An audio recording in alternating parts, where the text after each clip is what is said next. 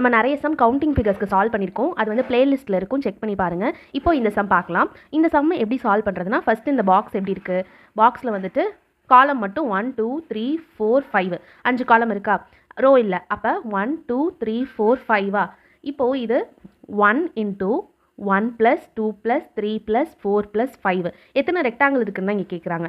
ஓகேவா? அப்போ 1 into 15 rectangle வந்து 15 ரெக்டாங்கிள்ஸ் இதில் இருக்குது. இப்போ இந்த கோடு இருக்குல்ல, இந்த கோடு வந்து எத்தனை ரெக்டாங்கிளை உருவாக்கும், ஒரு கோடு இருக்குன்னா 2 ரெக்டாங்கிளை உருவாக்கும். ஸோ இதுவும் 2, இதுவும் 2, இதுவும் 2, இதுவும் 2. இங்கே 2 கோடு இருக்குது. இந்த ஒரு கோடு தான் வந்து 2 ரெக்டாங்கிளை உருவாக்கும்.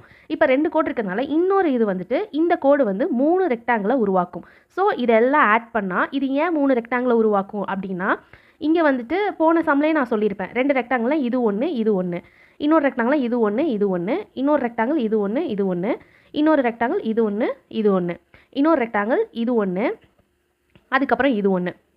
இது வந்துட்டு எப்படி உருவாக்கும்னா, இது ஒன்று இது ஒன்று இது ஒன்று இப்படி உருவாக்கும்.